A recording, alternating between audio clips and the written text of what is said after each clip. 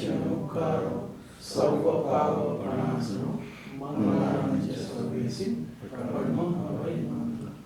નમો હરિહંતાણમ નમો સિદ્ધાણમ નમો આયર્યાણમ નમો વચ્ચાયાણમ નમો સર્વસાવણમ એસો પંચનુકારો સર્વ પાવપણાસનો મંગળાંચ સ્વદેશી પરમ હવૈ મંગલ. નમો હરિહંતાણમ નમો સિદ્ધાણમ નમો આયર્યાણમ નમો વચ્ચાયાણમ નમો સર્વસાવણમ એસો પંચનમુકારો સર્વ પાવપણાસનો મંગળાંચ સ્વદેશી પરમ હવૈ. સૌને પ્રણામ.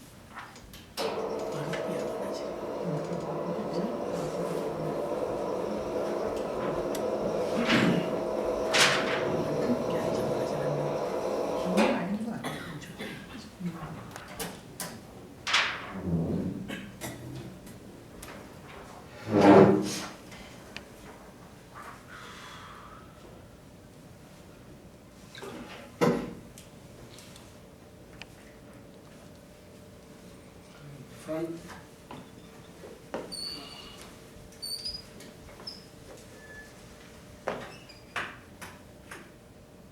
Is that better? Yeah. Okay.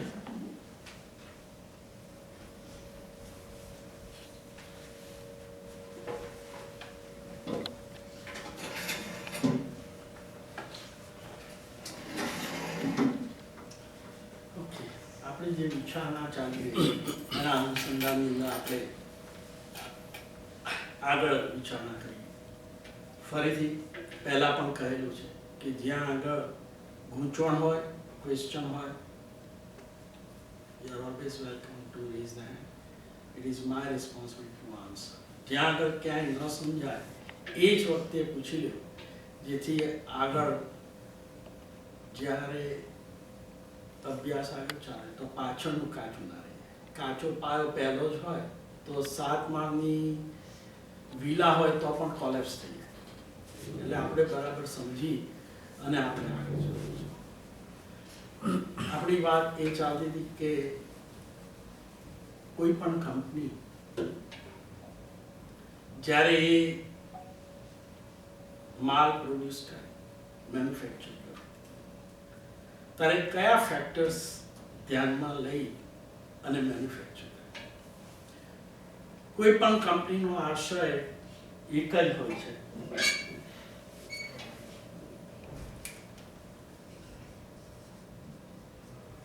બરાબર છે.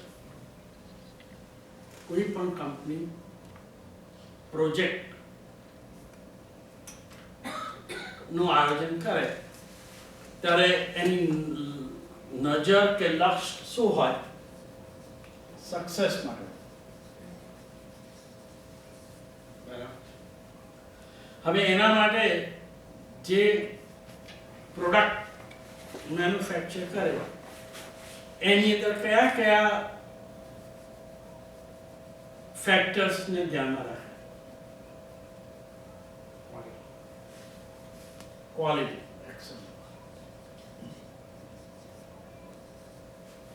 ક્વોલિટી સારી આવે તો નફો થાય, પણ કોઈ લેનાર ન હોય. ડિમાન્ડ.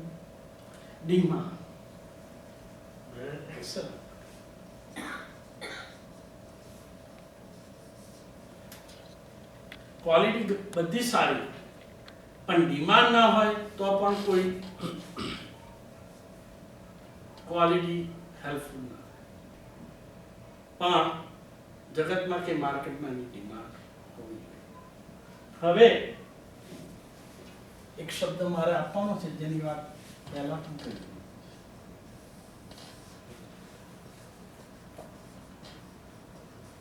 સંસાર.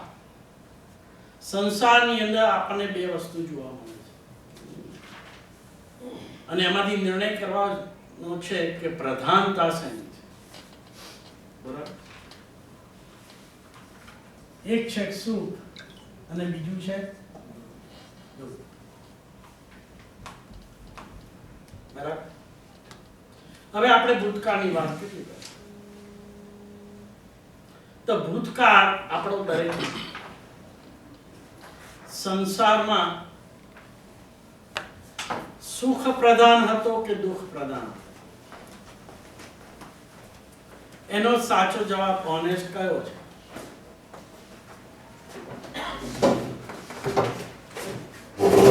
હવે કોઈ એમ કહે કે અમને તો ખબર નથી કેવી રીતે ભૂતકાળની વાત કેવી રીતે કહી શકાય, કયા આધારે કહી શકાય?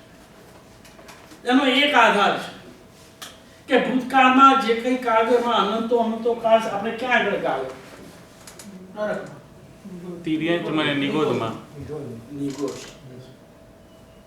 નરકમાં બધા જ ગયેલા છે એવું તો નથી કહે. રાઈટ? ના આમ તો મરુદેવા માતા નરકમાં કેમ? એમની પણ મરુદેવા માતા પણ ક્યાંથી આવ્યા? નિગોદ. નિગોદ. વાત સચ કદાચ કોઈ નરકમાં પણ ગયો હશે, પણ નરકમાં ગયો હોય તો પણ આયુષ્ય કેટલું વધારે નરકના જીવોમાં વધારે આયુષ્ય કેટલું? 33 સાગરોપમ. Yes. હવે તમે એક બાજુ અનંત મૂકો અને એક બાજુ વધારે 33 સાગરો પણ મૂકો. તો અનંતની કમ્પેરિઝનમાં 33 સાગરો પણ તો બિંદુ છે. કારણ કે અનંતનો તો કોઈ અંત જ નથી. We have no mathematics that we know that we can put the figure, any figure in અનંત. એટલે વાત તમારી સાચી માની લી કે કોક જીવ નરકમાં ગયો હશે તો પણ વધારે કેટલો? એટલે એની કમ્પેરિઝનમાં તો આ ઘણું અલ્પ ખ્યાલ આવે. હું અનંત કેટલું છે એનો કન્સેપ્ટ આમ આપણને ખબર ના પડે, પણ જો 33 સાગરો પણ અલ્પ કહેવાય કોની અપેક્ષાએ? આનંદની તો અપેક્ષા. અનંત કેટલું બધું હશે?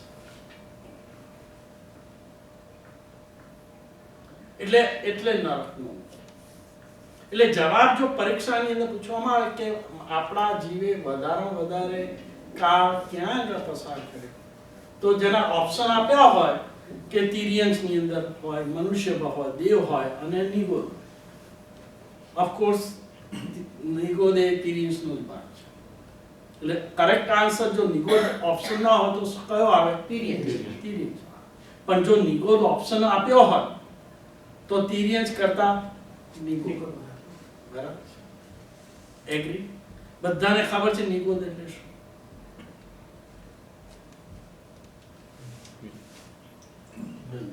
કોઈ વોલેન્ટિયર્સ? જીવ જ્યારે અવ્યવહાર રાશિમાં હોય એ નિગોદ કહેવાય. જ્યાં એક સમયમાં 65,000 વાર જન્મ મૃત્યુ થાય. એક એવી યોનિ છે, યોનિ એટલે જ્યાં જન્મ મરણ થતા, એવી એક યોનિ છે. હું શબ્દ અવ્યવહાર રાશિનો નહીં વાપરું કારણ કે બહાર આવેલા જીવો પણ પાછા નિરોગમાં જાય છે અને બહાર આવેલા નિગોદમાં જનારા પણ એ જીવો અવ્યવહાર રાશિના કહેવાય કે વ્યવહાર રાશિના કહેવાય? નિગોદમાંથી તમને ભાઈ સમજાય છે આ વ્યવહાર રાશિના અવ્યવહાર રાશિ? ઓકે, તો આપણે તમે સ્પષ્ટ કરી. નિગોદમાંથી જ્યાં સુધી જીવ બહાર નીકળ્યો ન હોય, માની લો કે આ નિગોદ છે, એમાંથી જ્યારે કોઈ પણ વખત જીવ બહાર ન નીકળ્યો હોય તો એ જીવ શેમાં કહેવાય? અવ્યવહાર. વ્યવહાર. એનું કારણ એ છે કે નિગોદની અંદર એક જ પ્રક્રિયા કરવાની, જન્મ મરણ જન્મ મરણ જન્મ મરણ જન્મ મરણ. કેટલી વખત આપણે એક શ્વાસ લઈને મૂકીએ એમાં 17.5 વખત જન્મ મરણ. આટલા બારીક સમયની અંદર, અથવા તો બીજા શબ્દોમાં કહીએ 256 આવલિકા લીકામાં નો આયુષ્ય. આવલિકા એક સૂક્ષ્મમાં સૂક્ષ્મ યુનિટ છે, સમય. હવે એટલા સમયની અંદર જન્મ મરણ જો થતા હોય તો બીજું કામ ક્યાં થશે? એટલે ત્યાં બીજો વ્યવહાર થતો નથી. કામ તમે ક્યારે કરો? બીજી કોઈ પ્રવૃત્તિ. તમે જન્મ અને મરણ વચ્ચે તમને એટલો સમય વ્યવહારિક કાર્ય કરવાનો સમય જોઈએ ને, એ સમય જ નથી. હજી જન્મ્યા ત્યાં તો મરવાનું તૈયાર, અને બોડી એક જ. અનંતા જીવો સાથે શ્વાસોશ્વાસ લે, શ્વાસોશ્વાસ રહેવાનું પણ એક જ બોડી.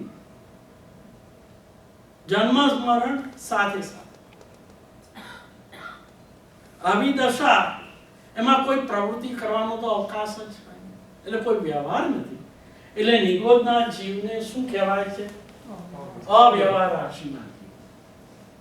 એક પણ વખત જ્યારે બહાર નીકળે અને જીવ એગિન્દ્રિયમાં આવે ત્યારે કંઈક આયુષ્ય હોય, અને એ આયુષ્યમાં એ કંઈક પ્રવૃત્તિ કરી શકે. માટે બહાર નીકળેલા જીવને શું કહેવાય? વ્યવહાર રાશિ. આ વાત સ્પષ્ટ થઈ. વ્યવહાર રાશિ. હવે પેલી ડેફિનેશનમાં આપણે પૂછ્યું, કઈ ડેફિનેશન આપણી હતી? નિગોદ જીવ કોણ? હવે એમાં નિગોદની અંદર બધા જીવો જે છે એ અવ્યવહાર રાશિના જ હોય કે બીજા પણ હોય? કયા બીજા? જે વ્યવહાર રાશિ વાળા પાછા ગયા. એક્ઝેક્ટલી. કોક વખત નહીં, ઘણી બધી વખત ઘણા જો જે બહાર નીકળ્યા છે એ પાછા રિટર્ન ટિકિટ લઈને આયા હોય તો અંદર અંદર. હવે એક વખત બહાર નીકળ્યા પછી અંદર ગયેલા એ જીવોને અવ્યવહાર રાશિ ના કહેવાય.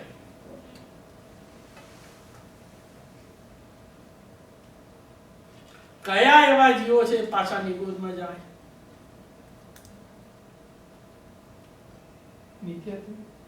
જે લોકો એમ કે પેલા ઓનિયન, ગાજર કે બટાકા એ લોકો વાપરે, એ બધા પાછા ના. એ તો આ ઘણા બધા એવું ને, એક ઇન્દ્રિય જીવો જઈ શકે ના, જેનું કદાચ એવા ચીકણા કર્મ બાંધ્યા હોય, જે નિકાચિત, એવી પાત્રતા ઊભી કરી હોય પાપોની ભયંકર, ઓકે, તો પાછા નિરોધમાં જઈ શકે. હવે એ જીવો મનુષ્ય પણ હોઈ શકે, તિર્યંશ, અન્ય તિર્યંશમાં પણ હોઈ શકે, દેવના પણ હોઈ શકે, કોઈ પણ ગતિ, નરકના પણ હોઈ શકે. આ એટલા માટે જાણવાનું કે આપણે એવા પાપાચાર ન કરી બેસીએ કે જ્યાંથી નીકળતા અનંતો કાળ ગયો, ફરી પાછા તો ત્યાં જવું.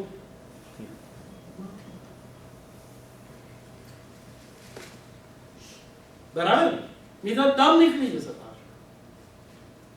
માંડ માંડ માંડ માંડ કેટલા અનંતો કાળ ગયો, એમાં પહેલા આપણે ઇન્દ્રિયમાં નિગોદમાંથી બહાર નીકળનારો પહેલા ક્યાં જાય? એક ઇન્દ્રિય, બહાદર એક ઇન્દ્રિય. એમાં પૃથ્વીકાય, અપકાય, તેવકાય, વાવકાય અને વનસ્પતિ. આ બધી વનસ્પતિ આપણે જોઈ, એમાં આપણે ગયેલા છે. એક ભાવ, પહેલો ભાવ તો આમાં ગયેલો છે. વનસ્પતિમાં ગયા હશે, આપણને કોઈએ કાપ્યા પણ હશે. કેળાનો જીવ હોય કે ભીંડાનો જીવ હોય કે કાકડીનો જીવ હોય, ત્યારે આપણે કપાયા નથી, બફાયા નથી, કડકડતા તેલમાં આપણને કોઈ તળ્યા નથી. આજે આપણે માનવ સૃષ્ટિ આ બધી વનસ્પતિઓને આ પ્રક્રિયા કરે છે કે નથી કરતા? એક કાળ તો એવો હશે કે આપણને પેલી શું કહેવાય લારીમાં વેચાતા હોય ને કોઈ ખરીદ્યા હોય ને પછી આપણને આ જ રીતે પીડા આપી હશે.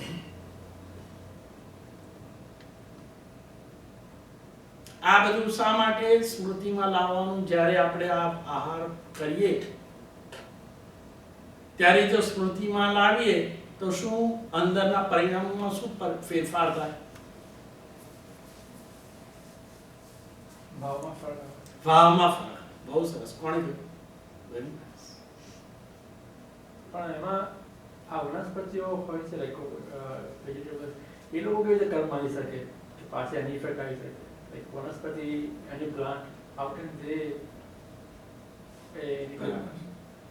એટલે તમારું એમ કેવું છે વનસ્પતિને તાપ લાગતું નથી, લાગી છે પણ પણ કેવી રીતે? આઈ ડોન્ટ નો કેવી રીતે કર્મ કરી શકે એ લોકો? બરાબર.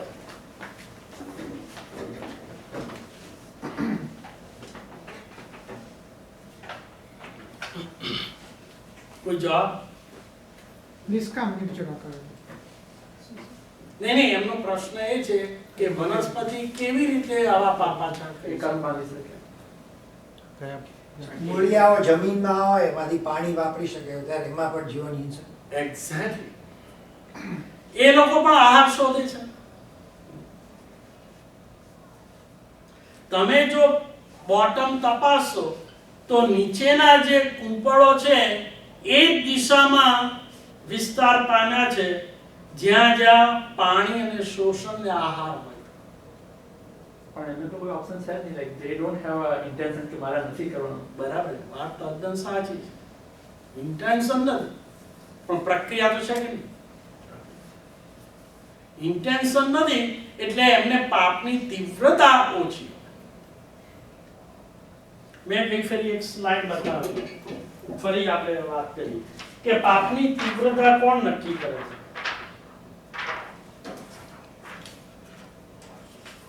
સમજી લઈએ.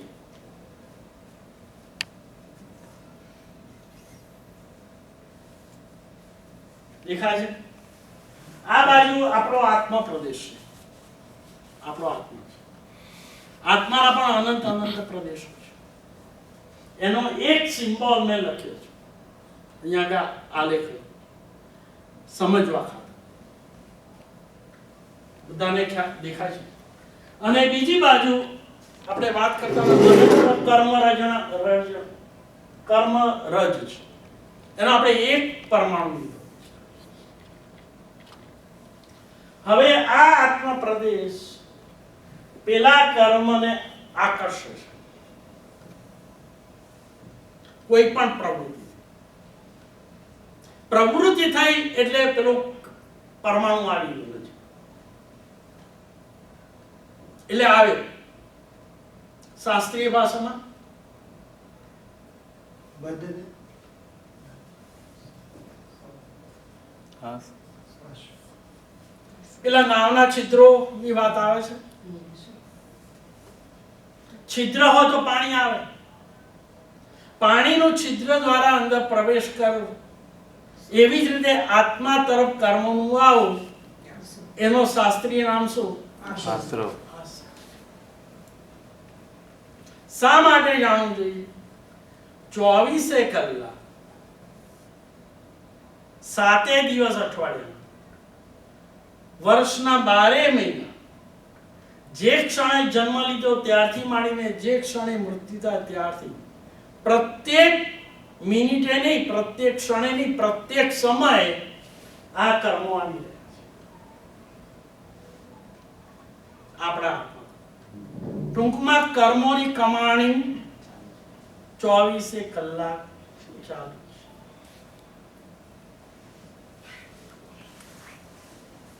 કેમ ચાલુ છે?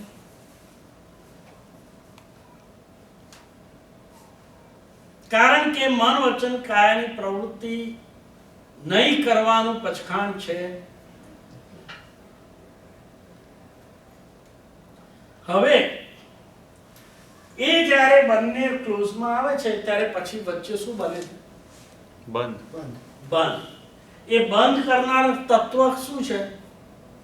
ચીકણો પદાર્થ. હવે બંધ જુદા જુદા પ્રકારનો હોય. બંધની અંદર એકબીજા સાથે કેટલી તીવ્રતાથી જોડાયેલા રહે છે એનો આધાર શેના ઉપર છે? કેટલી તીવ્રતાથી રસ થયેલી છે. રસ. શબ્દ શું છે? રસ. રસ.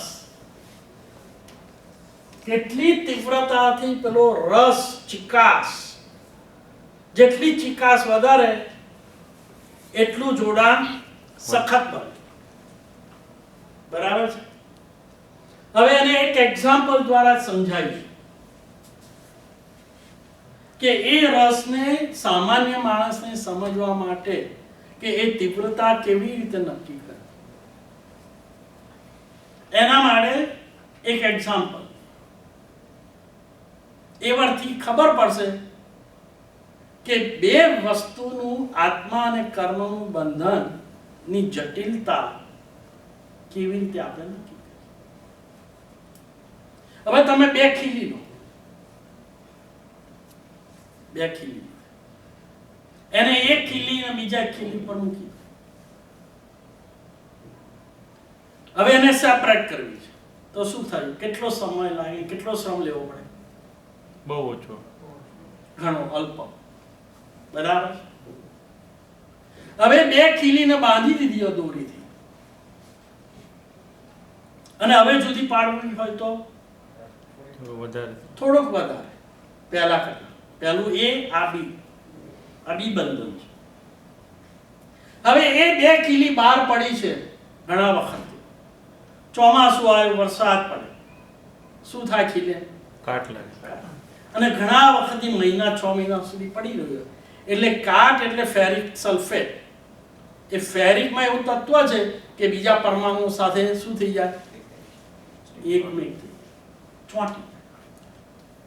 હવે એને સેપરેટ કરવી હોય તો વધારે પુરુષાર્થ એ અને બી કરતા. એટલે એ બંધન વધારે કઠણ અથવા વધારે દ્રઢ છે. હવે કોઈ લુહાર એ બે ખીલીને ભઠ્ઠીની અંદર વેરી હાઈ ટેમ્પરેચરમાં ગાળી અને બેમાંથી હવે એક બનાવી અને બજારમાં મૂકી. હવે ખરીદનારને એ બેમાંથી બે છૂટી પાડવી છે તો પાડી શકે? ના. શક્ય છે, ફરી ગાળવી પડે, વોટેવર, પણ એ સેમ. દુષ્કર છે. જે વસ્તુ ડિફિકલ્ટ હોય વધારે વધારે. એટલે એ બી સી અને આ ડી, આ ડી નું જે બંધન છે એ કેવું છે? જટિલ છે. કર્મ અને આત્માનું બંધન પણ આવું છે.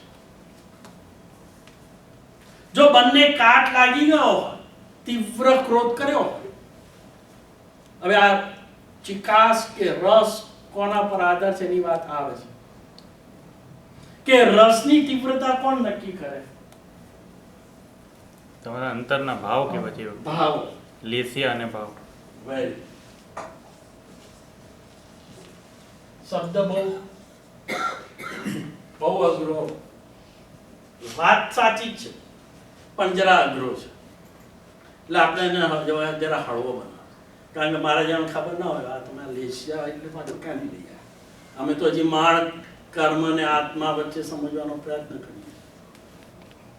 બરાબર. વાત ભાઈની બહુ સરસ છે, વેરી ઇન્ટરેસ્ટિંગ છે. આપણે જરા સરળ શબ્દ વાપરીએ. બરાબર. હવે કર્મબંધની અંદર કારણો કયા કયા એમાંથી જ આપણે શોધી કાઢીએ. આપણે શું નક્કી કરવું છે? પેલી રસ અને ચિકાસ. બરાબર ને? એને વધારે તીવ્ર બનાવે એટલે બંધન જટિલ થાય. એમાં પેલો રસ જોઈએ. બે સપાટી વચ્ચે એકબીજા સાથે ચોંટે એવો કોઈ જે પદાર્થ કે રસ હોય એની તીવ્રતા. પાણી હોય ધારો કે તો કઈ તકલીફ નથી, પણ તેલ હોય તો ચોંટી જાય. બરાબર. પણ કોઈ મીણ જેવી પદાર્થ હોય તો વધારે. વધારે છે. અને ગ્લુ અને સ્ટ્રોંગ કોઈ પદાર્થ હોય તો એનાથી પણ વધારે છે. એટલે પાણીની ચીકાશ કરતા તેલની ચીકાશ વધારે છે, તેલની ચીકાશ કરતા મીણની ચીકાશ વધારે છે, અને મીણની ચીકાશ કરતા ગ્લુની ચીકાશ વધારે છે. જેટલું ચીકાશ વાળો રસ અંદર પડ્યો હોય એટલી બે વસ્તુનું બંધન કેવું હોય? દ્રઢ હોય. બરાબર? અને દ્રઢ વસ્તુને સેપરેટ કરતા પણ વધારે ટાઈમ કરતા વધારે પુરુષાર્થ. બરાબર? કારણ કે ટાઈમ અલ્પ સમયમાં પણ કેવળ જ્ઞાન થઈ જાય, અને લાખો ને કરોડો વર્ષો થાય તો કેવળ જ્ઞાનનું શું સમ્યક દર્શન ના. બરાબર છે? એટલે શબ્દ સમય કરતા સાચો શબ્દ શું છે? અહીંયા કોઈ પણ શબ્દ બોલાય બહુ કેરફુલ, કે જેના આપણને પેટા વિભાગોનો ખ્યાલ આવે. એટલે પુરુષાર્થ વધારે. હવે એ નક્કી આપણે કરીએ કે આ રસ અને એની ચિકાસ કોણ નક્કી કરે છે. તો એના 4 અથવા 5 કારણો છે કે જે ચિકાસ ની તીવ્રતા વધારે. I need volunteers. પહેલું શું મૂક્યું? 4 કે 5 ને કારણો કયા?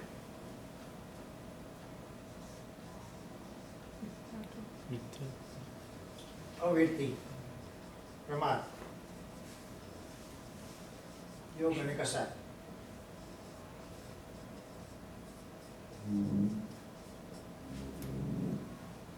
કરેક્ટ. બહુ સરસ. આ 5 શબ્દો ને આપણે વારંવાર ઉપયોગ કરીએ છીએ, અને વારંવાર ઉપયોગ કરવાનું કારણ એ છે કે કેટલીક વસ્તુઓ એક વખત સાંભળીએ તો મગજમાં ફિટ ન પણ થાય,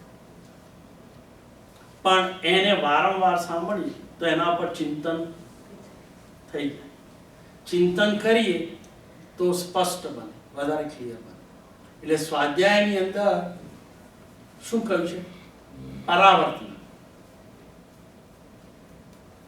સ્વાધ્યાયનું એક અંક. સ્વાધ્યાય 5 પ્રકારે કરવાના છે. પહેલું વાંચન, બીજું પૃચ્છન. પહેલા આપણે ગણિત કે ઇંગ્લિશ કે ઇતિહાસ ભણવાનું હોય ક્લાસમાં, પહેલા આપણે પુસ્તક વાંચ્યા પછી આપણે કંઈ સમજણ ના પડે તો શું કરીએ?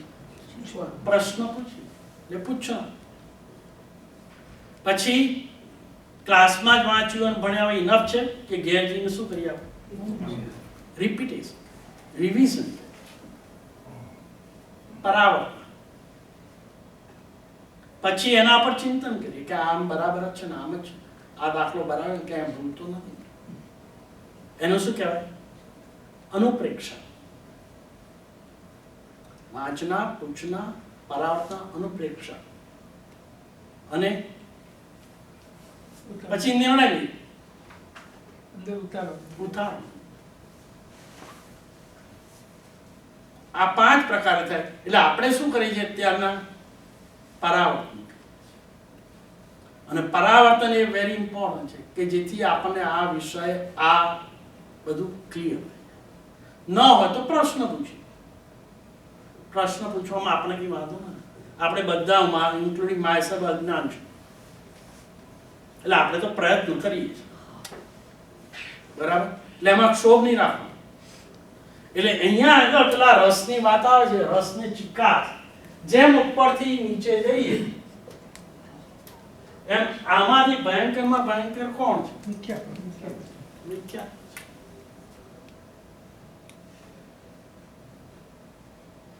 બરાબર? જે વ્યક્તિને નોર્થ તરફ જવું છે, એનું લક્ષ્ય નોર્થ તરફ છે, જવું છે બોસ્ટન, પણ એ વોશિંગ્ટન બાજુ ડ્રાઈવ કરે, એ બોસ્ટન ક્યારે પહોંચે? ક્યારેય એક જ શક્યતા છે, એક જ ઓપ્શન છે, બોસ્ટનને ઉચકીને વોશિંગ્ટનમાં મૂકીએ તો,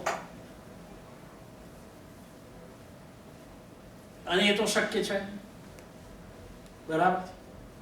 એનું કારણ શું? કેમ ના પહોંચ્યું? કારણ કે દિશા ખોટી છે. ખોટી. હવે એક વસ્તુ છે, દિશા ખોટી છે તો બરાબર છે, પણ એ પોતે ડ્રાઈવ કરી રહ્યો, રસ્તામાં કોઈ મુસાફર કઈ બાજુ જઈ રહ્યા છો? મારે વોશિંગ્ટન જવું છે. ઓ વોશિંગ્ટન જવું છે, તમે તો કનેક્ટિકટ તરફ જઈ રહ્યા છો, બોસ્ટન જઈ રહ્યા છો. ના ના બરાબર છે, તમને શું ખબર? હું ટ્રાય કરું છું, મને ખબર હોય કે ના હોય? હવે આવવાનું શું કેવું? મિથ્યા. એટલે સાચું ખબર તો છે નહીં, પણ સાચું સ્વીકારવા પણ તૈયાર. ખ્યાલ આવે છે? બે વસ્તુ. શું સાચું છે આને એટલા માટે કહેવાનું. હવે એક વ્યક્તિ આ જવાબ આપે છે કે મને ખબર છે હું ક્યાં જઉં છું, હું સાચી દિશામાં છું, એટલે પહોંચી જઈશ, ડ્રાઈવ કરીશ. હવે એ જઈ રહ્યો છે કઈ બાજુ? સાવ. જવું છે ક્યાં? કોઈ હિતકારી કહે છે કે ભાઈ આ રસ્તે ના આવે બોસ્ટન, તો ખોટી દિશામાં છે. મને ખબર છે તમારે ડાપણ કરવાનું છે. બીજો માણસ એમ કહે છે, ઓહ આ એવી વાત છે, ઓહ સોરી, મને અત્યારનો ખ્યાલ જ. સારું છે તમે મને કહ્યું, તમારો આભાર, હવે હું દિશા બદલી દઈશ. હવે અત્યાર સુધી એ મિથ્યાત્વી હતો કે અજ્ઞાન હતો? અજ્ઞાન. પણ સાચી વસ્તુ સ્વીકારવા તૈયાર છે. તો એને મિથ્યાત્વી કહેવાય. હવે બંનેની કેટેગરી જુદી છે ને, પેલો એ હતો અને બી છે. કઈ વ્યક્તિ ભૂલ સુધારી અને ગંતવ્ય સ્થાને પહોંચવામાં સફળ બનશે? અજ્ઞાની કે મિથ્યાત્વી? અજ્ઞાન. કારણ કે અજ્ઞાની તો જ્ઞાની મળે તો સ્વીકારવા તૈયાર થઈ જાય ને સાચી રસ્તે જતો રહે. પણ મિથ્યાત્વીને જ્ઞાની મળે તો શું કરે? શું?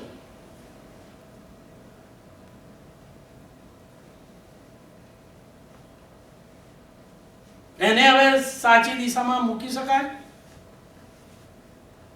આ વિગત સાંભળ્યા પછી આપણે દરેકે આપણી જાતને પૂછવાનું, પ્રશ્ન પૂછશો ને કે હું મિથ્યાત્વી કક્ષામાં છું કે અજ્ઞાનની કક્ષામાં છું? અને પછી શું જવાબ આવે છે એનો નિર્ણય કરો. શાસ્ત્રકારો આ વસ્તુ સ્પષ્ટ એટલા માટે કરે છે કે તું અજ્ઞાની છું તો પેલો ભૂમિયો જંગલમાં મુસાફર ખોવાઈ ગયો હોય તો ભૂમિયો મળી જાય તેને સાચા માર્ગે લઈ શકાય. કોને? બીને. બી કેટેગરી વાળા અજ્ઞાન. પણ મિથ્યાત્વીને જ્ઞાની, મહાજ્ઞાની પંડિત મળે અને સાચું કહે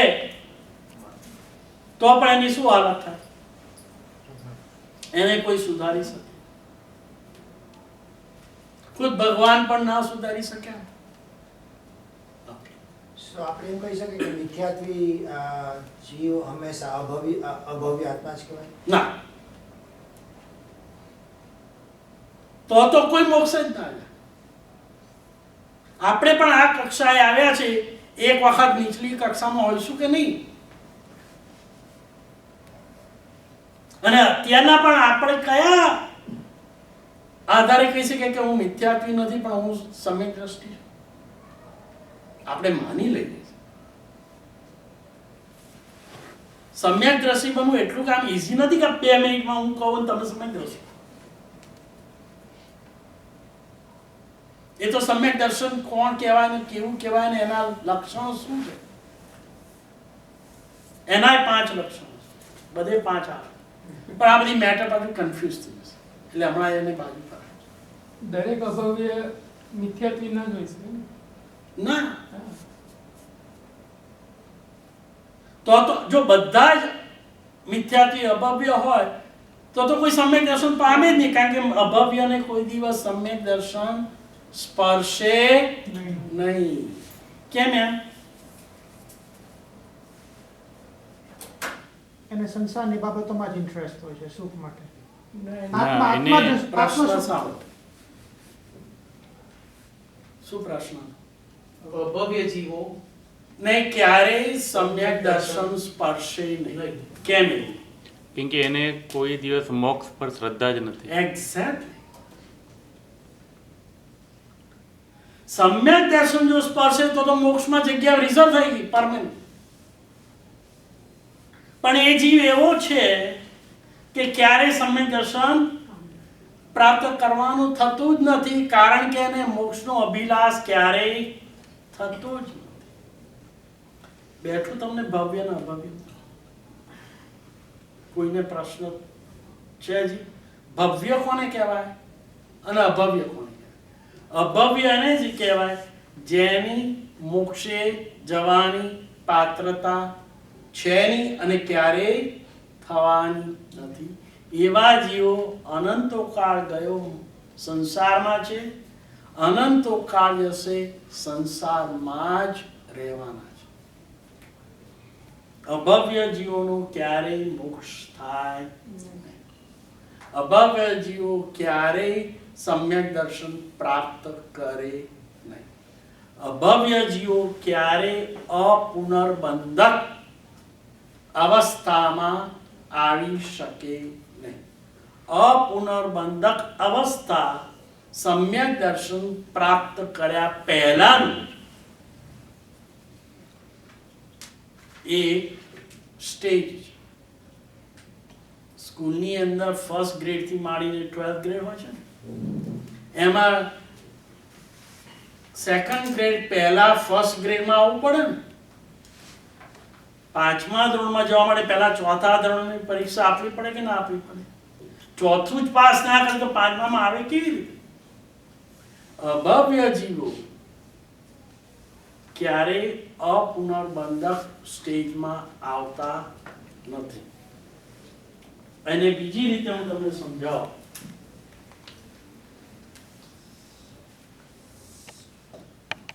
આ મિથ્યાત્વ એના બે ભાગ પાડો અને આ સમ્યક દર્શન, બરાબર છે? તો મિથ્યાત્વના બે ભાગ થયા, એક તીવ્ર મિથ્યાત્વ અને બીજું મન. મિથ્યાત્વ. અને પછી આવે સમ્યક દર્શન. આવા 3 સ્ટેજ છે. હવે આ સ્ટેજ વાળાને પહેલા અહીં આવવું પડે, પછી આ સ્ટેજમાં આવી શકે. હવે અપુનર્બંધક વાળો જીવ પણ છે ક્યાં? તીવ્રમાં કમંડમાં. અહીંયા છે.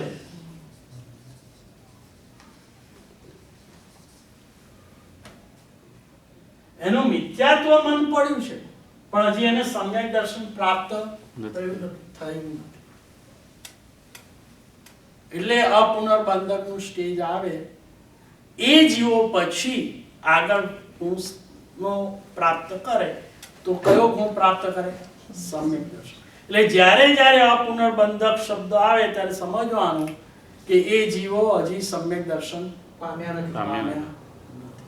અને પણ અપુનર્બંધકમાં આવ્યા છે એ પ્લસ સાઈડ છે. કઈ પ્લસ સાઈડ છે?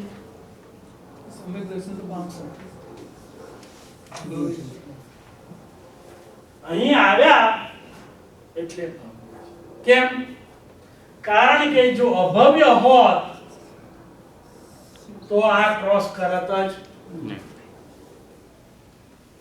બેઠું કે ના બેઠું? કોઈ પ્રશ્ન?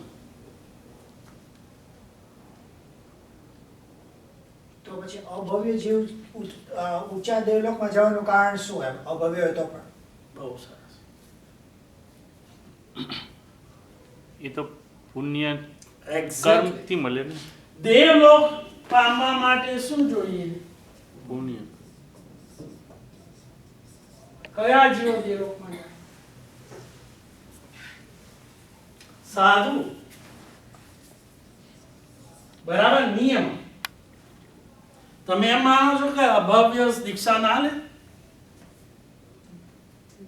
કારણ કે એમને એટલી તો શ્રદ્ધા હોય છે કે કંઈક પુણ્ય કરીશું તો ભૌતિક સમૃદ્ધિ પામીશું. એવું તો બધા શાસ્ત્રોમાં લખેલું જ છે ને કે પુણ્ય કરવાથી સુખ મળે. એટલે આપણે વધારે પુણ્ય કરીશું તો આપણે વધારે સુખ પામીશું.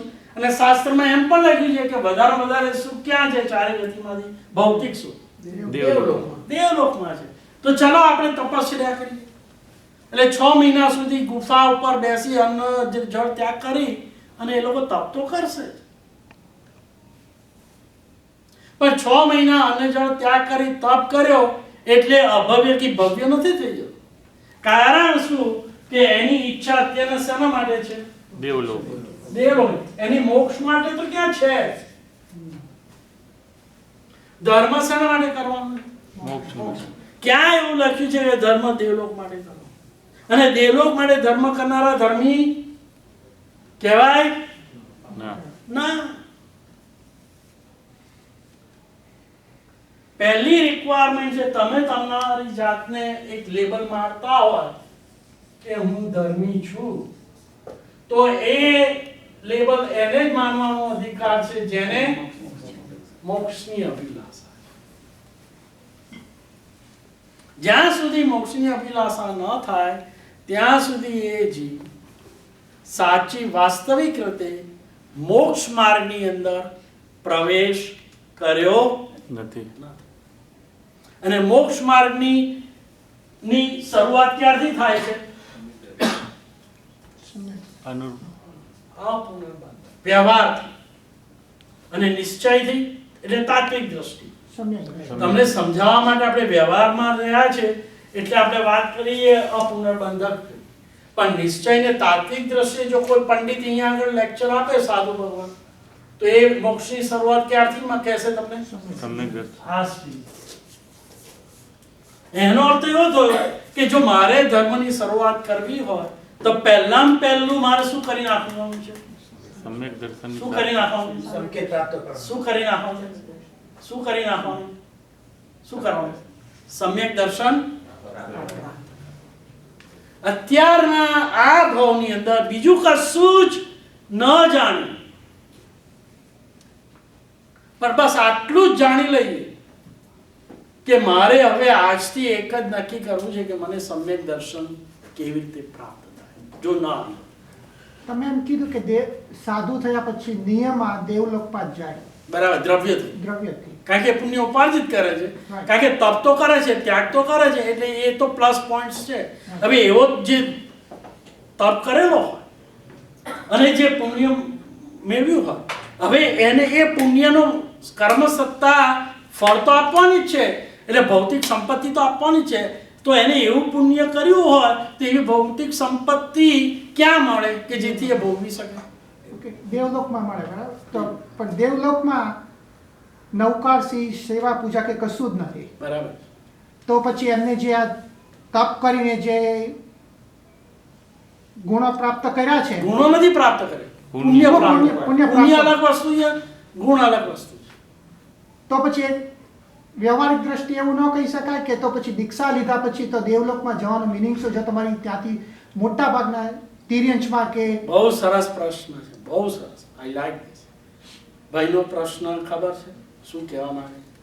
તમે કહો છો કે મનુષ્ય ભાવની અંદર તપ, ત્યાગ, સંયમ, પચકાણ, ઉપવાસ, તપસ્યા, સ્વાધ્યાય બધું કરો છો કે જેથી મોક્ષ મળે. અને સાધુ ભગવાન તો આખી જિંદગી આ બધું કરે છે અને તમે એમને આટલું તપ, ત્યાગ, સંયમ કર્યા પછી દેવલોકમાં મૂકો છો કે જ્યાં દેવલોકમાં નૌકાશી પણ નથી. આ તો ઊંધું નથી? પણ દેવલોકમાં કયા દેવલોકમાં જાવ છે એની ઉપર નંબર 1. નંબર 2, કે તમે અહીંથી સમ્યક દ્રષ્ટિ લઈને ગયા હોય તો ત્યાં પણ તમે કરો. Number 2 very important point. Number 3,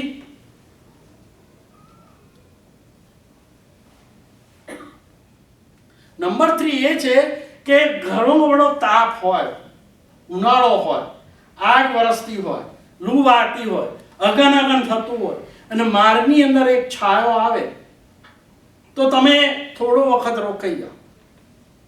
પણ એ તમારું માર્ગનું ગંતવ્ય સ્થાન નથી.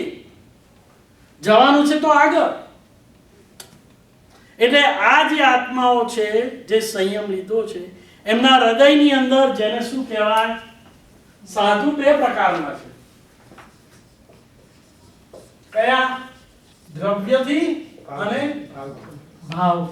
મોટા ભાગના સાધુ કેવા છે? સાધુ કોને કહેવાય? ભાવથી જ લેબલ મારીને વેશ બદલ્યો એટલે સાધુ નહીં. શાસ્ત્રમાં એવા લોકોને વેશ બદલ્યા પછી સાધુ એવું નથી કર્યું. સાધુતાના ગુણો ન આવ્યા હોય, પંચમહાવ્રત ન હોય અને ખાલી વેશ બદલ્યો હોય અને જીન આજ્ઞા પ્રમાણે ના ચાલતા હોય, એ લોકોને નમોલોએ સર્વસાવણામાં સ્થાન નથી. પણ વેશ કરીને પણ ત્યાગ તો કરે છે. એટલે કર્મસત્તાને કેવું, ભાઈ આને કંઈક તો આપો. નીચી કક્ષાના દેવ બનાવ્યા ને પછી. તો પણ પણ સમ્યક દર્શન હોઈ શકે. હોઈ શકે. પણ બીજી બધી પણ જો એને ભૌતિક સંપત્તિ પ્રત્યે જો આકર્ષણ અને ભાવ એવો હોય કે હું દીક્ષા લઉં કે જેથી મને ભૌતિક સુખ મળે, તો કદાચ કર્મસત્તા આપી દે ખરા, પણ ત્યાંથી પછી ક્યાં આગળ પટકાય? એક ઇન્દ્રિય થી. મોટા ભાગના દેવો ક્યાં જાય છે ખબર છે? મોટા ભાગના એક ઇન્દ્રિયમાં જાય. કારણ કે ત્યાં આગળ જે ઝુમ્મર હોય છે ને, સોના ચાંદી અલંકારો, ફુવારા ને બગીચા, એ બધા ના જે જાજલ્યમાન વૈભવો સમૃદ્ધિમાં એવા ઓતપ્રોત થઈ જાય છે અને એવા ચીકણા કર્મો બાંધે છે કે તને આ હીરા માણેક મોતી જ ગમે છે ને, હાર જ ગમે છે ને, અલંકાર જ ગમે છે ને, તો પછી એક ભાવ તનું પૃથ્વી કાયમ જ આપી દઉં. તો અત્યારની સ્થિતિ પ્રમાણે તમે કોઈ પણ સાધુ ભગવાન એક્સેપ્ટ કે મહાવીર વિદ્ય ક્ષેત્ર સિવાય ચોથા દેવલોકથી આગળ ન જઈ શકે. બરાબર? બરાબર. બીજો કે ચોથો? ચોથો. અને એ ત્યાં એ બધા દેવલોકમાં આટલી બધી જે ધાર્મિક પ્રવૃત્તિ છે એ છે નહીં ત્યાં આગળ. બરાબર? ચોથા દેવલોક સુધી એક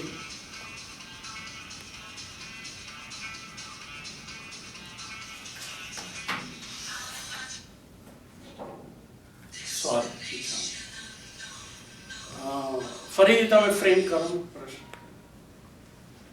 અત્યારના સાધુ ભગવાન તો તમે કીધું એ પ્રમાણે દેવલોકમાં જાય. કોઈ નિયમ સાધુ ભગવાન કોઈ પણ દ્રવ્યથી પણ ચારિત્ર ચાય. બરાબર. કયા દેવલોકની સ્પેસિફિસિટી નથી. ના, પણ અત્યારની સિચ્યુએશન પ્રમાણે સદગતિમાં જાય. અત્યારની સિચ્યુએશન પ્રમાણે ચોથા દેવલોકથી આગળ ન જઈ શકે. બરાબર છે. અથવા તો મહાવીર વિદ્યા ક્ષેત્રમાં જાય. ભાવથી હોય તો. ભાઈ, જ્યારે ચોથા દેવલોકમાં આટલી બધી જીન ધર્મ પ્રવૃત્તિ નથી. કોઈ દેવલોકમાં કોઈ દેવલોકમાં નથી, અનલેસ કે તમે ઉપરમાં એકદમ ઉપરમાં જાઓ તો ત્યાં તમે કદાચ તમે દ્રવ્યથી કે ભાવથી કરી શકો તમે. ગ્રૈવેક અને ઉપર જે અનુત્તર વિમાનવાસી દેવો હોય છે એ લોકો આખો 33 સાગરોપમ એને પસાર કરવાના છે. બરાબર. એ 33 સાગરોપમ એ ત્યાં ગયેલા કોણ હોય? ભાવ સાધુ જ ઉપર ગયા હોય. તો પછી અત્યારના જે ચોથા દેવલોક સુધી જાય તો એ સાધુ ભગવાન તો નહીં, પછી એ લોકોનું શું થશે તો પછી એમ? ઓકે, બહુ સરસ પ્રશ્ન તમને સમજાય કે અહીંયા આગળ સાધુ ભાવ સાધુ બધા ઉચ્ચ કક્ષાનો સંયમ પાડી ઉત્કૃષ્ટ પુણ્ય ઉપાર્જિત કરીને જો ચોથા દેવલોકમાં ગયા હોય તો ત્યાં આગળ એમનું શું થાય? ત્યાં આગળ વ્રત પચખાણ નથી, પરંતુ ત્યાં સમ્યક દર્શન નિર્મળ છે. અને એ સમ્યક દર્શન કારણ કે વૈમાનિક દેવલોક છે. વૈમાનિક દેવલોકમાં જવા માટે આ આવશ્યકતા છે. હવે ત્યાં જઈને પછી અવધિ જ્ઞાનથી પહેલા શું જુએ? ક્યાંથી આવે? હું ક્યાંથી આવ્યો? એટલે હું ક્યાંથી આવ્યો ને આ સ્થાન મને મળ્યું ક્યાંથી? એમાં જીનેશ્વર ભગવાનની કૃપા કામ કરી રહી છે. એટલે દેવલોકના ભૌતિક સુખો ભોગવે કેવી રીતે? અલિપ્તતાથી, લેપાય નહીં. એમને દેવલોકના સુખો પણ કેવા લાગે? દુઃખ ઝેર જેવા લાગે. અને જ્યારે જ્યારે જ્યાં જ્યાં ભગવાનનું કલ્યાણ હોય ત્યાં ત્યાં એ જઈને શું કરે? ભગવાનનું અષ્ટાનિકના મહોત્સવ કરે, ભક્તિ કરે. કારણ કે એમના ચારિત્ર મોનીય કર્મને લીધે એ જીવો આગળ વ્રત કરતા નથી, પણ ત્યાં આગળ જે સંયોગ મળે એવો છે એવું પરમાત્માની ભક્તિમાં આખું આયુષ્ય પસાર કરે અને ત્યાં ભક્તિ એવા રૂઢી પ્રકારની કરે છે. અને એની સાથે સાથે અહીંયા આગળ જે સંયમની આરાધના કરેલી છે એના સંયોગથી કર્મની નિર્જરા તો કરેલી જ છે, થોડુંક જ કર્મ બાકી રહી ગયું છે કારણ કે આયુષ્ય કર્મ ખૂટી ગયું. સાધના તો એમને કરેલી છે, થોડું વધારે આયુષ્ય હોત, વધારે સાધના કરી હોત, યોગ્ય દ્રવ્ય ક્ષેત્ર કાળ ભાવ હોત તો આ સાધનાના ઊંચે જઈ ક્યાં પહોંચી ગયા હોત? મોક્ષે પહોંચી ગયા. પણ એટલી ક્યાં તો થોડીક આયુષ્યની કચાશ રહી, ક્યાં તો દ્રવ્ય ક્ષેત્ર કાળ મોક્ષ પ્રાપ્ત કરવા માટે યોગ્ય હતા નહીં. દાખલા તરીકે અહીંયા આગળ ક્યાં મોક્ષ જઈ શકાય એવી અત્યારના દ્રવ્ય ક્ષેત્ર કાળની કોઈ તીર્થંકર વિચરતા નથી, કોઈ કેવળી વિચરતા નથી. યથાખ્યાત નામનું જે ઉત્કૃષ્ટ પ્રકારનું ચારિત્ર હોય એ અત્યારના શક્ય નથી. જો હોત તો કરી જાય, પણ શક્ય નથી ને આયુષ્ય ખૂટી ગયું એટલે વધારે સાધના કરીને જે કર્મની નિર્જરા કરવાની હતી એ ન કરી શક્યા. પણ આ જે એક સ્થાન દેવલોકનું મળ્યું એ પેલું વટે માર્ગુને રસ્તામાં એક વૃક્ષની છાયા મળી કે જેથી અડધો પોણો કલાક હું જરા બેસું, જરા થાક લઉં, જરા પાણી પીવું અને પછી હું આગળ, એટલે વિશ્રામ. પાર્શ્વનાથ ભગવાનનો જીવ પ્રાણદ દેવલોકમાંથી આવ્યો તો પહેલાના જે રાજકુમાર હતો પછી દીક્ષા લીધી, રાજસી થયા અને પછી ત્યાંથી દેવલોકમાં ગયા, એટલે એ તો વિસામો છે, શોર્ટ ટર્મ. પછી ત્યાં આયુષ્ય પતી જાય પછી પાર્શ્વનાથ તરીકે પાર્શ્વકુમાર જન્મશે, પછી દીક્ષા લેશે ને પછી મોક્ષ. So it is a interim stage. તો પછી એવું તો ન કહી શકાય કે દેવલોકમાંથી તમે એકેન્દ્રીમાં બધા કયા બધા આપણે કયા દેવલોકની વાત છે? પેલા બીજા દ્રવ્યથી ગયેલા, ભાવ ના હોય મોક્ષનો, પણ તપ બહુ કર્યું હોય, પણ જો મોક્ષની આકાંક્ષા નથી તો એ પાછા ફરીથી સદગતિ ના મળે. ક્યાં જાય? જેને ભોગ લંપડતા જ હોય, બરાબર, સાધનો હોય, સામગ્રી હોય, જો એક સામાયિક પણ છે ને એને મોક્ષમાં પહોંચાડી દે એવું સામર્થ્ય આપતું હોય, પણ છતાંય કેટલી આ પ્રમાદ માણસ હોય ને, હવે સામાયિક તો હોય છે જ ને ધર્મ, એમાં મને શું ફાયદો? આપણે બીજા કામ છે ને એ કામ કરી લો ને. પણ ખબર નથી કે આ સામાયિક જે મળ્યું છે એ ભવાંતરમાં પછી નહીં મળે તો આટલું મહાન ચારિત્ર રત્ન 48 મિનિટનું, અને એ જો ચારિત્ર રત્નનો સંસ્કાર પડી જાય તો આવતા ભાવની અંદર એવું આખું ચારિત્ર તમને આપી દે કે ત્યાંથી પછી મોક્ષે જાઓ મહાવિદ્ય ક્ષેત્રમાં. એ રત્નનું જે નાનો પીસ છે ને, સેમ્પલ, એ સેમ્પલ તો અત્યારે મનુષ્ય ભાવમાં મળે છે કે નથી મળતો? સામાયિક રૂપે મળે. અને છતાંય જો માણસ પ્રમાદ કરે તો શું કહેવું એને? મિથ્યાત્વી ના, એવું તો આપણાથી એટલું તો કહેવાય કે એને સામાયિકનું મૂલ્ય હજી, એને જે બીજી બધી પ્રવૃત્તિ છે જેને કારણે સામાયિક નથી કરવા આવતો, એને બીજી બધી પ્રાયોરિટી છે. Excuse me.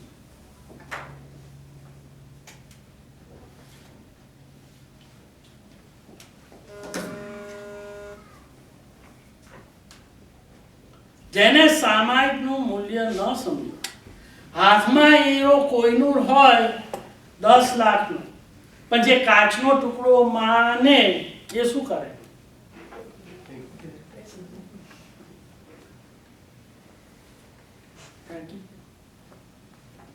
એમ આવું સામાયિક ભગવાને આપ્યું છે કે જેથી ચારિત્ર મોનીય કર્મ ખપે તો આગામી ભાવની અંદર આપણને સમવસનની અંદર બેસવા મળે. ભાવ થયો કે દ્રવ્ય થયું, લાઈક મેં ભાવ સાથે બેસો, કોઈ મને કંઈક મળવાનું છે. બરાબર છે, વાત સાચી, પણ ભાવ પણ ક્યારે આવશે? ઘેર બેઠા બેઠા આવી જશે. તમે આવીને જુઓ કે આટલા બધા મહાપુરુષો, આટલા બધા શ્રાવકો આટલું બધું આવે છે ને જુએ છે, અને હું એટલો અભાગ્યો ઘેર બેસી રહ્યો છું. એવું તો મારે ઘેર એવા કયા કામો છે કે જે મારો ઉદ્ધાર કરવાના છે, કે જેથી આવું ઉદ્ધાર કરવાનું એક સાધન જે છે 48, એમાં ક્યાં કોઈ પૈસા આપવાના છે? શૈલેષભાઈ પૈસા આપે છે? માગે જ કોઈ?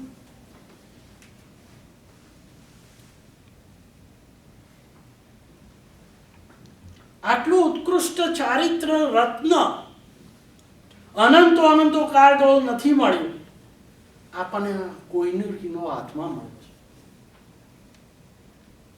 પછી આપણે કાચનો ટુકડો માનીએ છીએ. હવે આનાથી વિશેષ આપણી કરુણા દરિદ્રતા જ કહેવાય. કોઈનું હીરો હોવા છતાં આપણે કાચનો ટુકડો માનીએ. અને પેલો ભિખારી બીજે એને ઝવેરી બજારમાં હવાના પરમાં નીકળ્યો, એક ચકચકતો એક વસ્તુ જોઈ લીધી, આમ ઉછાળે છે, બહુ સરસ છે, હું મારા છોકરાને રમવા આપીશ. લઈ ગયો ઘેર.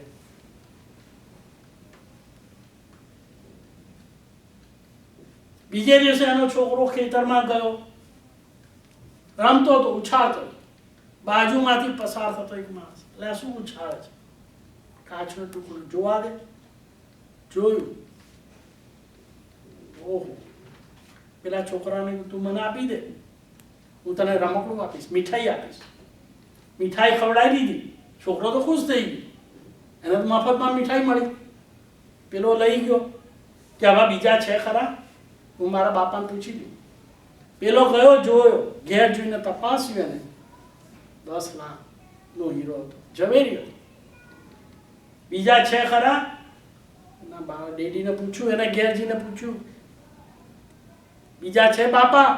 કે હતા તો ખરા, મેં તો ફેંકી દીધા કાચના ટુકડા. આપણે કાચના ટુકડાનું શું કરે? એક હતો, મેં તને આલ્યો રમવા માટે. હવે તમે વિચાર કરો કે એક ખેડૂતે શું ગુમાવ્યું, કેટલું ગુમાવ્યું? અજ્ઞાનતા જ કહેવાય. એક હીરો 10 લાખનો કહેવાય. એક સામાયિકનું મૂલ્ય કેટલું? કોઈ આપણી પાસે સંખ્યા જ નથી. શાસ્ત્રકારો કહે છે એટલું એનું મૂલ્ય છે, પણ સસ્તું મળી ગયું છે ને. એટલે પેલા ખેડૂતે જેમ ફેંકી દીધા, એમ મહિના પછી તમે ગમે તેટલા સામાયિક દર મહિને રાખો, જેટલા રાખવા તો રાખો ને. અમારે શું?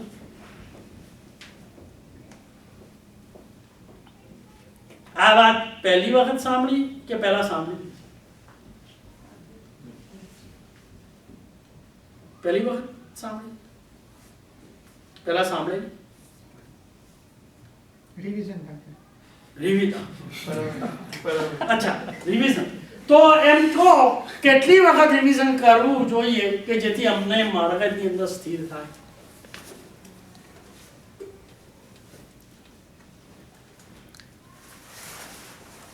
સંસારમાં પ્રધાનતા શેની છે? આપણે વાત કરવા શેની પ્રધાનતા છે? ભૂતકાળ, સુખની કે દુઃખની? દુઃખની.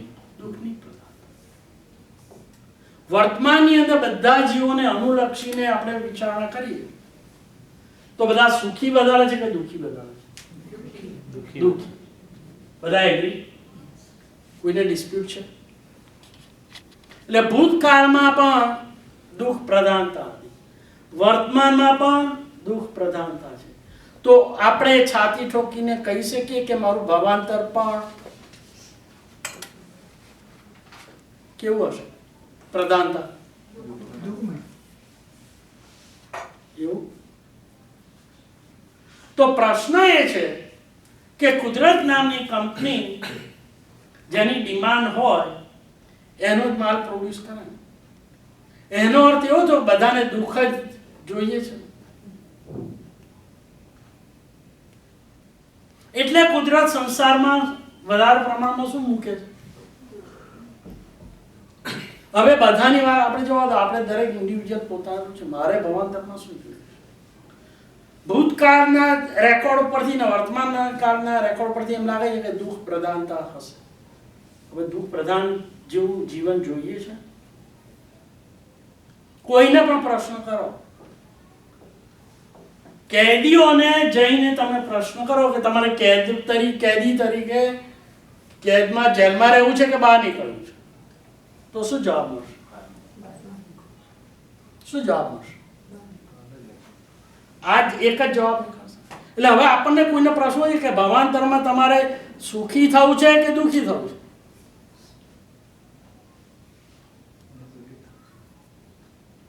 પણ હમણાં રેકોર્ડ તો જુદો જ છે.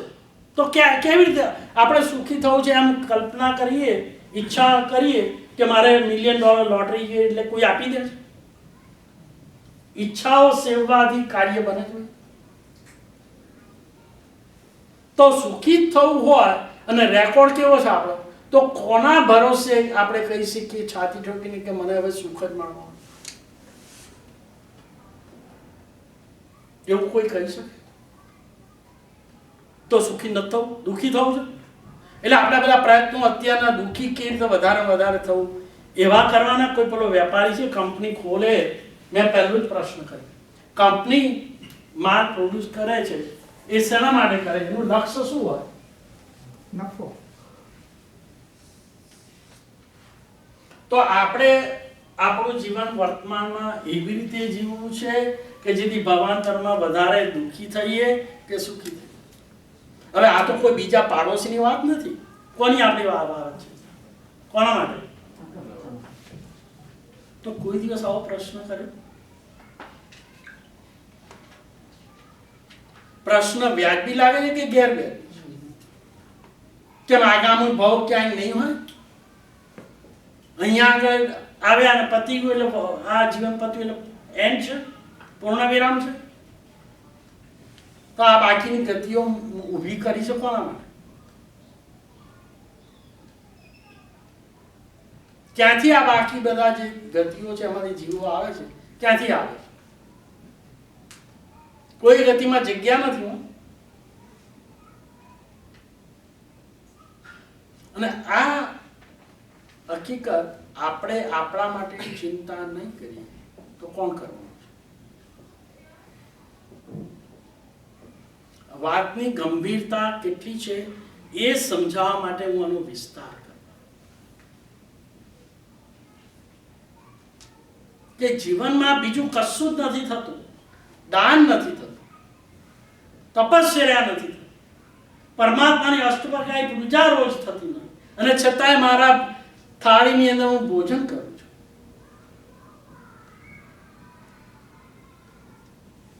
અને 8ની જગ્યાએ 80 ભોજન ખાઉં છું. પરમાત્માની જેના કૃપાથી મને આ બધું મળ્યું છે, જે પુણ્યથી મને આ પ્રાપ્ત થયું છે, અને એ પુણ્યની પ્રાપ્તિ મેળવવાની પણ કેવી રીતે દેવ તત્વ અને ગુરુ તત્વની આરાધનાથી જે મને પુણ્ય પ્રાપ્ત થયું, એ પુણ્યને હું વટાવું છું. નો વટાવ મીન્સ એ આપીને બીજું વસ્તુ સામેથી લઈ, એને વટાવી. તો જે કંઈ આપણને પુણ્ય મળ્યું છે એને વટાવી અને હું મકાન લીધું, કાર લીધી, પત્ની આવી, ભોજન આવ્યું, વસ્ત્રો આવ્યા, અલંકારો આવ્યા, જોબ આવી, મને અઠવાડિયાનો ચેક આવે છે, આ બધું મળે છે. હવે એમાં પેલું પુણ્ય ખર્ચાઈ જાય છે. વસ્તુ મળે એટલે પેલું ખર્ચાય ને. 5 રૂપિયા હોય, 5 રૂપિયાની વસ્તુ લીધી, પીપરમીન્ટ, એટલે 5 રૂપિયા તો ગયા કે નહીં?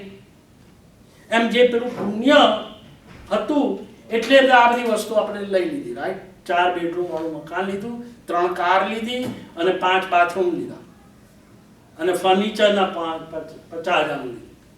એટલે આ બધું દ્રવ્ય પુણ્યથી મેળવ્યું. હવે એ બધું જે પુણ્ય છે આ બધું મેળવીને ખર્ચી કાઢ્યું. એટલે હવે પુણ્યના બેલેન્સમાં કેટલું રહ્યું છે? હવે કેટલું કહ્યું? ધીમે નહીં, મોટે બધા સામે.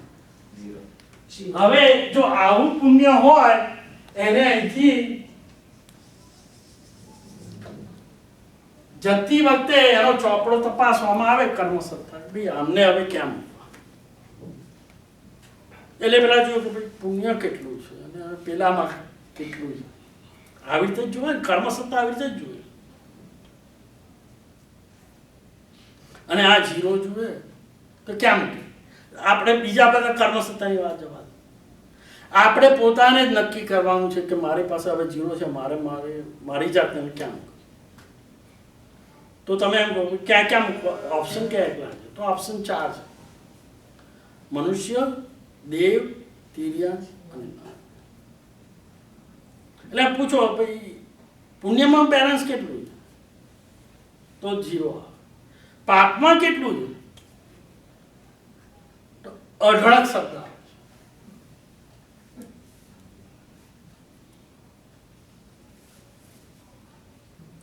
હવે આ પરિસ્થિતિ હવે આપણે ક્યાં મૂકીશું? આપી દા. આ હાઇપોથેટિકલ લાગે છે કે વાસ્તવિકતા? ગયા સવારથી માંડીને આજ સવાર સુધી 24 કલાકમાં આપણે પુણ્યનું કામ કેટલું કર્યું, પાપનું કેટલું કર્યું, એનું બેલેન્સ તમે ડાયરી મૂકો. 2 ખાના પાડીને પુણ્યના જેટલા કર્યા હોય એનો મૂકો 0.1. ઓકે, મેં એકાશું કર્યું, ચલો પુણ્યમાં પોઈન્ટ. સવાર સાંજ પ્રતિક્રમણ કર્યું, ઓકે, બીજા પોઈન્ટ્સ મૂકો. ત્રીજું, ગુરુ ભગવાનને વોર આવી, ઓકે. ચોથું, 20 નૌકારવાળી ગણી અથવા 1 નૌકારવાળી ગણી, પુણ્યના ખાનામાં.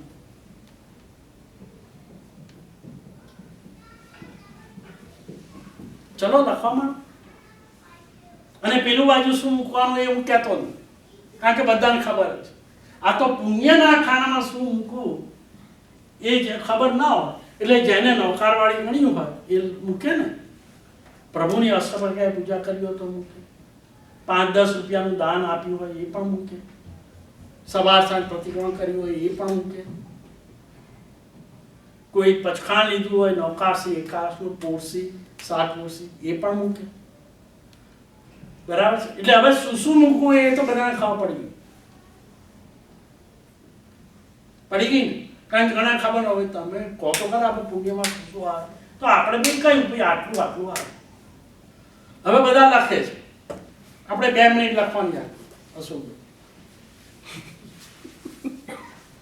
એટલું બધું હોય તો 2 મિનિટ જોઈએ ને. કશું ના હોય તો લખે શું, કેટલી મિનિટ જોઈએ?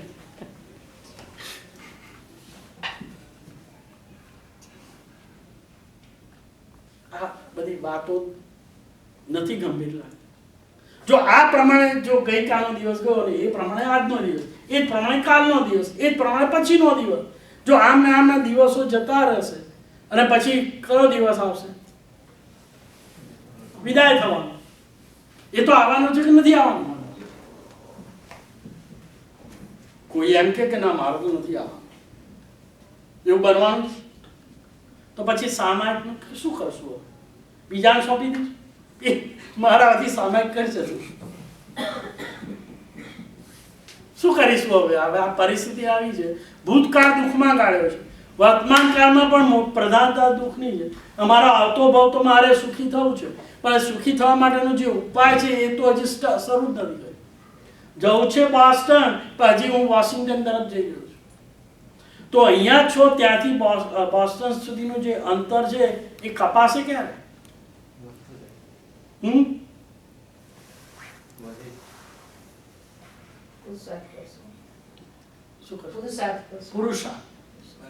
પુરુષાર્થ ડ્રાય તો થઈ રહ્યું છે, એટલે પુરુષાર્થ ચાલે છે, પણ વોશિંગ્ટન તરફ મારે જવું છે બોસ્ટન.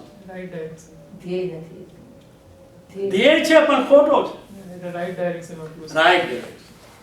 અને રાઈટ ડાયરેક્શન નું નામ શું? આ લખાતું નથી.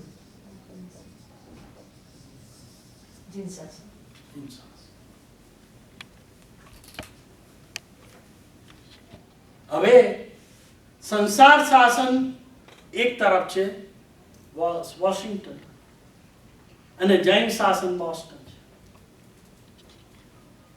આ તો વિષયને છે ને જરા સરળ બનાવવા માટે આ બધી એક બીજી નહીં તો બીજી, બીજી નહીં તો ત્રીજી એવી એક સરખામણીનો ઉપયોગ કરીએ. શાસ્ત્રમાં આવું લખ્યું નથી, પણ શાસ્ત્રમાં અવશ્ય લખ્યું છે કે તારે હે આત્મા તારું કલ્યાણ કરવું તો જીન આજ્ઞા તરફ તું તારો મોડ કરી. અને જીન આજ્ઞા એટલે જીન શાસન. આ જ વાત મેં રજૂ કરી છે. તો હું જીન શાસન કહું એટલે મોટો અક્ષર, એ તમે જીન શાસન ક્યાંથી લઈ આવ્યા? અમને વળી શું ખબર પડે જૈન શાસન એટલે શું? આપણે કીધું ને પહેલા કે ચારિત્રથી સદગતિ નક્કી થાય. ચારિત્ર લઈએ એટલે દ્રવ્ય ચારિત્ર. સદગતિના 6 કારણો છે. હા, એટલે એમાંનું એક કારણ આ છે. એમાંનું દ્રવ્યથી ચારિત્ર. મારો ક્વેશ્ચન એ છે તો છ કારણ હોવા જરૂરી છે સદગતિ ના. માટે કે એક જ કારણ? છમાંથી એક પણ હોય ને પકડી લો અચ્છા. તો પણ તમે વ્યંતરનો ભાવ મળે, એ પણ દેવગતિ જ છે. પણ ત્યાં આગળ ધર્મ ન મળે, પણ પેલું પુણ્ય ઉપાર્જન કર્યું એટલે વ્યંતરમાં મૂક્યો. કોઈ બીજો પ્રશ્ન? કઈ લાગે છે કે કરવા જેવું ફેરફાર? ફેરફાર કરવો છે કે નથી કરવો? આપણે જાણ્યા તો ખરા, પણ પહેલું જાણે પછી શું કરવાનું? પૂછ્યા આ છે બહુ અઘરું છે. સંસારના કષ્ટ કરતા આ કષ્ટ વધારે લાગે છે કે ઓછું છે? સંસારમાં માણસ કેટલું કષ્ટ લે. સવારે 6 વાગે ઉઠે, ઠંડી હોય, બરફ હોય તો પણ ગોદડા કે ગાદલા ઓઢી અને અહીંથી આમ ટીચાતો બસમાં, સભ્યમાં, ડ્રાઈવમાં, ટ્રાફિકમાં જાય ને ત્યાં આગળ પણ બોસની નજર તરે કામ કરવાનું બરાબર ના કર્યું તો એના 2 શબ્દો કઠોર હોય એ પણ સાંભળવાના, પછી આર્ગ્યુમેન્ટ કરાય નહીં, એ કે આમ કરો તેમ કરો, બધી જેની જાણે ગુલામી તરીકે બધું સાંભળવાનું. પાછું આટલું ઓછું હોય ઘેર આવીને ઘરના માણસનું સાંભળવાનું, એ તો એક્સ્ટ્રા બોનસ. આ ભૂલી ગયા, આ ના લાય, આ ક્યાં કરે? એટલે એની બધી રામાયણમાં જ્યારે ખુલાસો કરવામાં બીજા 2-3 કલાક નીકળી જાય. જ્યાં સુધી એક ખુલાસો માંડ પડ્યો ને ત્યાં સુધી બેબી આવે, બાબો આવે, મારે આમ છે તેમ. આ બધા કષ્ટ ઓછા લઈએ છીએ આપણે, ચિંતા અને ચિંતા. તો આના કષ્ટ કરતા સામાયિકમાં ક્યાં કષ્ટ જ છે? અને છતાંય આપણે એને ગણકારતા. કર્મસત્તા પણ શું કરે? એ પણ જુએ તમારો ચોપડો છે, આવો છે. મારે તો તમને ઉપર સૌથી ઉપરના 2 લોકમાં મૂકવો છે, પણ તમારા ચોપડામાં તો આ બાજુ તો 0 છે. હું પણ શું કરું? કર્મસત્તા પણ લાચાર છે. મૂળ વાત એ છે કે આપણે આપણી દિશા બદલવા. આજે નહીં જાગીએ તો આજનો દિવસ કઈ રોકાવાનો નથી. આ સૂર્ય તો હમણાં 1-2 કલાક જશે, આથમી જશે. આજની અત્યારની ક્ષણ તો જવાની જ છે. એ કે ઊભી રહેવાની, ભાઈ મને વિચાર કરવા ઉભો રહે. સમયને આપણે કહીએ તું ઉભો રહે, આજનો દિવસ તો ખતમ ના કર, મને જરા નિર્ણય લેવા દે.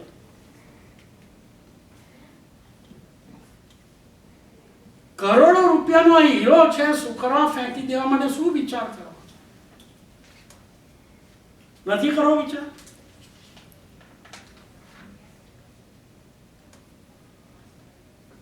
તો આ રીતે આપણે દુઃખ પ્રધાન આપણું જીવન ન બનાવીએ. દુઃખ ઓછું થશે ને તો ધર્મ સારો થશે. સુખ અને શાંતિ માનસિક ના મળે તો તમે નૌકારવાળીમાં પણ ચિત્ત કેવી રીતે રહેવાનું છે? નૌકારવાળી એક ચિત્તે પણ ઘણી નૌકાર મંત્ર એમાં ચિત્રે આકુરતા ને વ્યાકુરતા ને બેચેની હોય ના રે. એટલે સુખના સાધનો મળે તો તમને જરા શાંતિ રહે તો નૌકાર મંત્ર ક્ષમતાપૂર્વક એકાગ્રતા મળે તો એનું ફળ. માટે આજની આ વિગત છે. અમે તો આજે ક્યાં આગળ શરૂઆત કરી જ નથી. મૂળ વાત તો આપણે ક્યાંથી લાવી ગયા? કંપનીનો નફો. મારા આત્મા નામની કંપનીને નફો કેવી રીતે મળે? અને એવી પ્રોડક્ટ ના આપું કે જેની ડિમાન્ડ ન હોય.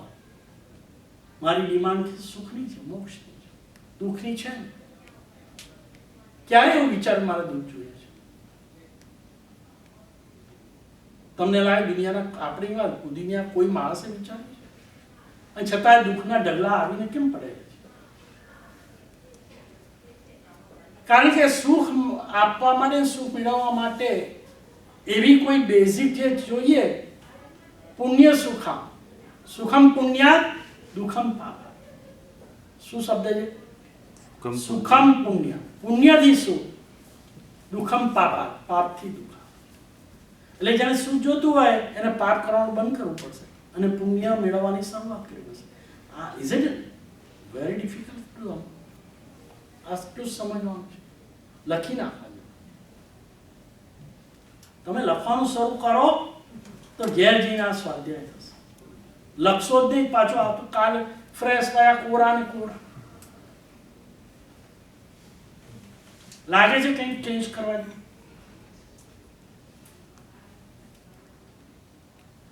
અને આમાં તો ક્યાં મોટી ઉપવાસ કરવાની આપણે વાત કરી, પ્રતિકોણ કરવાની વાત કરી. 48 મિનિટ ચિત્તન માટે સ્વાધ્યાય કરવો એ સામાન્ય.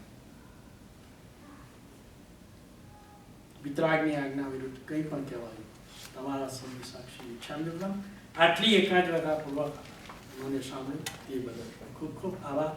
હવે આગળ સેશન આવશે ત્યારે આપણે નેક્સ્ટ સન્ડે મળીએ છીએ પાછા. એક ક્વેશ્ચન હતો કે હું જરા સર્વમંગલ કરી. ઓકે.